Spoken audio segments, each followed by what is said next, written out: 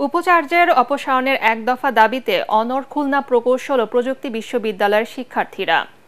শিক্ষক, কর্মকর্তা, কর্মচারী ও শিক্ষার্থীদের মুখোমুখি অবস্থানে উত্তপ্ত ক্যাম্পাস।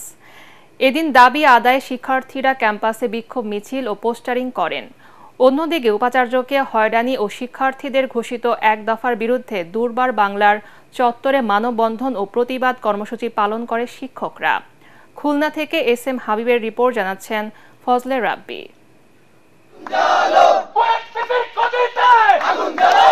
দুপুর থেকে উপাচার্যের অপসারণের এক দফা দাবিতে বিক্ষোভ মিছিল ও ক্যাম্পাস জুড়ে পোস্টারিং করে খুলনা প্রকৌশল ও প্রযুক্তি বিশ্ববিদ্যালয়ের শিক্ষার্থীরা। বিক্ষোভ মিছিল শেষে প্রেস ব্রিফিংয়ে দাবি আদায় না হওয়া পর্যন্ত আন্দোলন অব্যাহত রাখার ঘোষণা দেন তারা। উপাচার্যের পদত্যাগের দাবি আদায়ে দেশের ছাত্র সমাজের সহযোগিতা চেয়েছে আন্দোলনরত শিক্ষার্থীরা।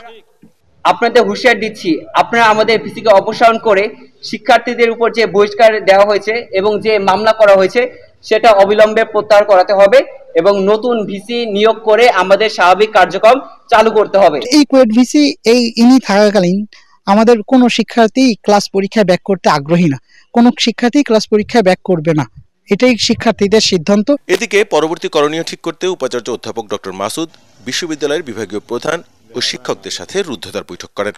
বৈঠক শেষে শিক্ষক, কর্মকর্তা, কর্মচারী ব্যানারে ভাইস চ্যান্সেলরকে হয়রানি ও ঘোষিত এক দফার বিরুদ্ধে মানববন্ধন ও প্রতিবাদ কর্মসূচি পালন করেন তারা। সিন্ডিকেট কর্তৃক ৩৭ জনকে সাময়িক বরখাস্ত করছে। সাময়িক বরখাস্ত মানে তার সবকিছু প্রমাণ হলো না। যারা প্রকৃত দোষী, এই ৩৭ জনের মধ্যে একজন নাও থাকতে পারে প্রকৃত দোষী। সো এটা নিয়ে এই ঘোলাপানিতে মাছ শিকার করার কিছু নাই। আমরা মনে হচ্ছে যে ছাত্ররা আসলে ভুল পথে আছে। আসলে এটা তো শিক্ষা প্রতিষ্ঠান, অন্য কোনো প্রতিষ্ঠান না, যেখানে লেখাপড়া শিখে তার জীবন যাপনের জন্য ঝাঁপিয়ে পড়বে, এটাই কাম্য। কুয়েট থেকে পাঠানো এক বিবৃতিতে সামাজিক যোগাযোগ মাধ্যমে প্রকাশিত খবরে প্রভাবিত না হয়ে বিশ্ববিদ্যালয়ের আইন, বিধি ও শৃঙ্খলা যথাযথভাবে অনুসরণ করতে শিক্ষার্থীদের প্রতি আহ্বান জানানো হয়েছে।